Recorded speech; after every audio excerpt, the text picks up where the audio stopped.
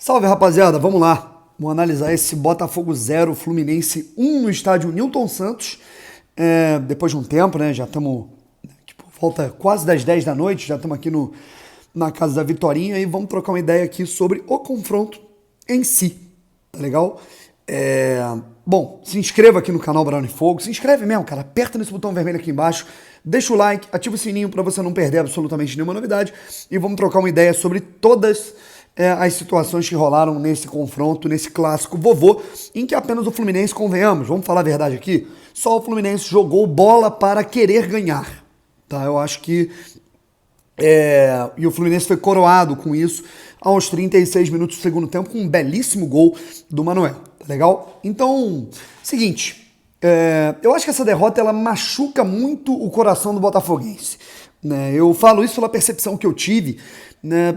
Comparando com os jogos contra o Avaí, o Goiás, o Coritiba, que o Botafogo perdeu, e que a reação das pessoas ali nas redes sociais, né, no Instagram, no Twitter, né, trocando ideia, a reação era muito assim, eu abria na notificação o tempo todo, né, gente criticando dura, assim, de maneira muito dura, severamente, né, o trabalho do Castro, né, algumas situações do clube, alguns jogadores. Hoje, parece que o gol do Fluminense fez o torcedor do Botafogo o que estava dentro do estádio ficar quieto e depois partir para sua casa e o que estava em casa desligar a TV, né? Eu acho que aí eu abri as redes sociais e pouca discussão, né? Porque isso desanimou. Essa derrota realmente foi um desânimo muito grande, um desânimo coroado do que tivemos, assim, vamos dizer, foi a cereja do bolo, né? Desse terrível bolo, de uma semana em que o Botafogo tinha tudo para fazer de uma semana de impacto pro clássico diante do Fluminense após uma vitória heróica contra o Internacional e o Botafogo conseguiu pesar essa semana. O clima ficou melhor pro Fluminense do que pro Botafogo. É claro que não é só isso, a gente vai começar a analisar o jogo aqui. O Botafogo tinha muitos desfalques, a gente sabe disso, isso não pode ser relativizado.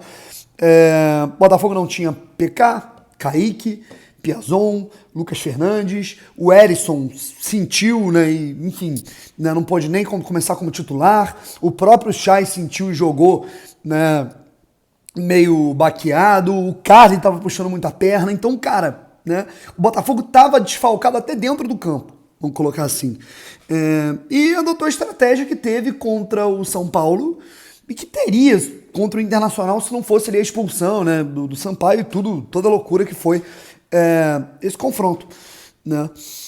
E aí o Botafogo ele ficou recluso contra um Fluminense que toca muito bem a bola e que, cara, imprimiu, né, um jogo ofensivo de muita qualidade, querendo ganhar do Botafogo a todo momento, né? Se teve um time que mereceu vencer e mereceu ter a bola do jogo nas suas mãos foi o Fluminense, né? E assim fez e aproveitou. O Botafogo teve até essa bola do jogo, mas não aproveitou. Acho que o Botafogo estava muito... assim, eu não vou nem reclamar da estratégia em si, tá? Eu acho que o Botafogo é aquilo. A gente reclamou tanto que contra Corinthians e Palmeiras, o Botafogo foi jogar de peito aberto, tomou 3-1, 4-0, né? Tomou 3 gols em um tempo só.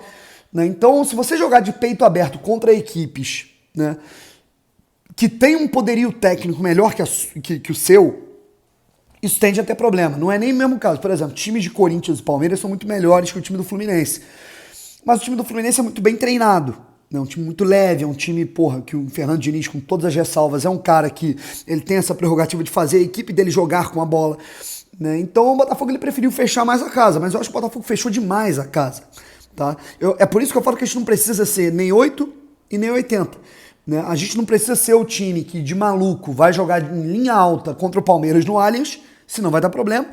Mas a gente também não precisa ser o Celso Roth, o Jair Ventura da vida, né? Em que a gente vai jogar com 11 lá atrás.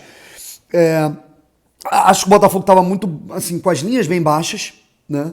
O Botafogo não tinha válvula de escape, não conseguia ter superioridade numérica em nenhum momento, nas horas de puxar os contragolpes, né? Para piorar a situação, quando o Botafogo achava os caminhos, né, principalmente no primeiro tempo, esbarrava na limitação técnica de alguns jogadores. Chay errou muito no jogo de hoje, Vinícius Lopes errou muito no jogo de hoje, o Matheus, eu achei que ele foi bem no jogo, né, mas Acho que tava faltando algo a mais ali naquele momento no ataque.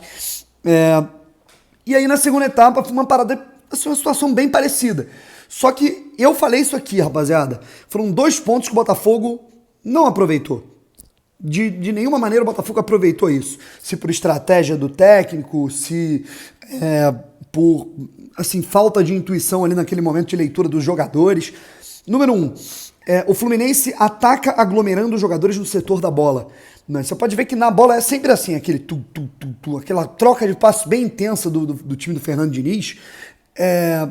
Ela é inerente vamos dizer, a uma funcionalidade no ataque do Fluminense. Só que, naturalmente, quando você aglomera muitos jogadores no centro do jogo, você vai deixar um espaço muito grande do outro lado. O Botafogo, em pouquíssimos momentos, o Botafogo recuperava a bola e jogava, né, no terceiro homem, né, atacando o ponto futuro para você poder pegar ali o espaço que estava vazio. Né. O Botafogo pouco alargava o campo. Né. Aí o Botafogo deixando de explorar uma boa situação que poderia fazer o Botafogo, né, sofrer com a posse de bola e a produtividade do Fluminense, mas quando o Botafogo retomasse também, né, dar uma castigada um pouco no Fluminense e não rolou.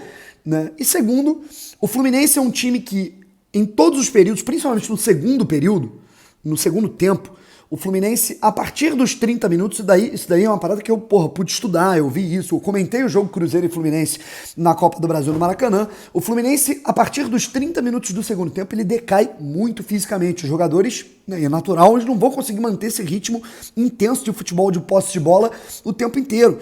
E o Fluminense baixou o ritmo e cansou. No que o Fluminense cansou, o Severino não fez nenhum ajuste para conseguir ter uma superioridade maior no campo ofensivo.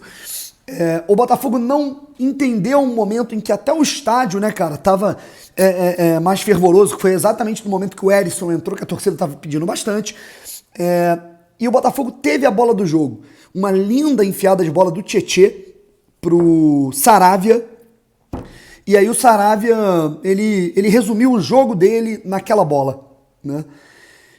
Era uma bola em que bastava aquele empurrão na bola, né, cara? Que o Erisson ia chegar de carrinho para conseguir fazer o gol ou fatalmente ali duelar com o Fábio. O Fábio podia defender e tudo mais, mas era a bola do gol, era a bola do jogo, era a bola pra gente estar aqui.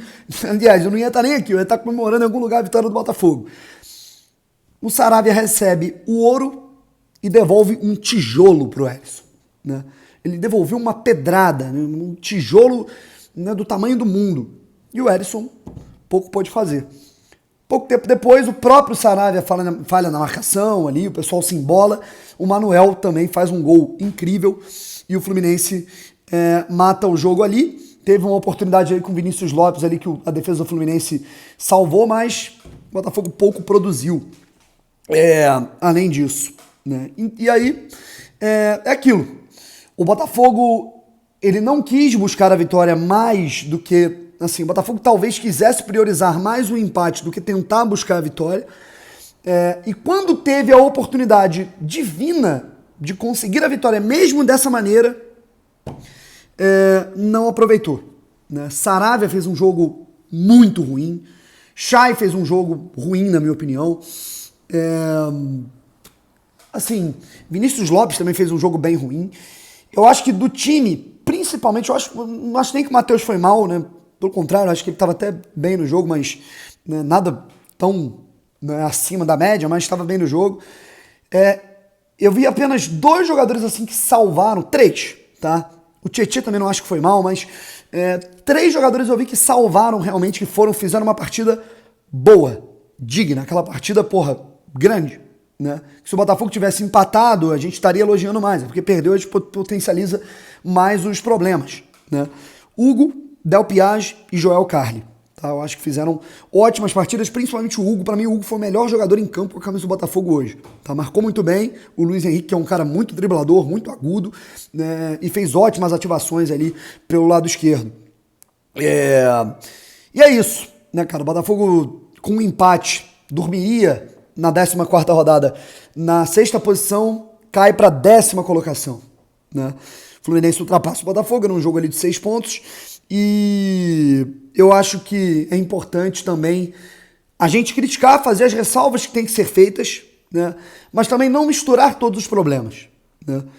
É o grande problema do futebol. O futebol, quando você ganha, tudo tá lindo, quando você perde, tudo tá uma calamidade, né? Junta a derrota pro Fluminense, com o Luiz Castro não tá conseguindo dar vazão para esse time, os jogadores estão muito machucados, o CT tá ruim, o Zahavi não veio.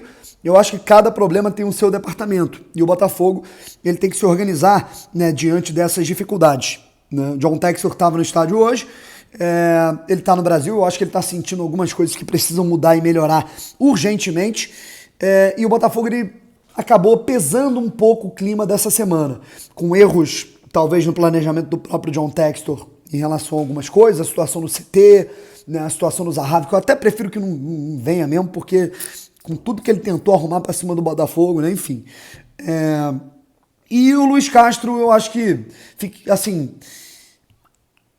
acho que todas as declarações que ele deu para entrevista no GE e também entrevista lá no Lonier, eu acho que elas deixaram de fazer o Botafogo, o botafoguense, focar no clássico, sabe? Eu acho que o Botafogo pecou durante toda a semana de não conseguir, assim, fazer com que todo mundo estivesse alinhado de, porra, vamos ganhar o clássico, vamos engatar essa terceira vitória seguida. O Botafogo não conseguiu fazer isso. Turbulências, consequências, um retrato do que é um Botafogo que ainda está passando por muitas mudanças e vai passar por turbulências, né, entre erros e acertos, e cabe a gente aqui, né, ter o senso crítico de entender as coisas que estão acontecendo e que vão demorar, né, para realmente ter algum resultado, mas o Botafogo tem que começar a agir, beleza? É basicamente isso. É uma vitória que ela chateia, né, porque é um clássico dentro de casa, em que o Botafogo, ele decepcionou muito na sua postura em campo, e aí quando você perde, você potencializa isso, e agora esfriar a cabeça porque tem jogo de Copa do Brasil na quinta-feira, Botafogo e América lá no Independência. Valeu? É isso. Tá bom, pessoal? Um beijo para todos, até a próxima e fui!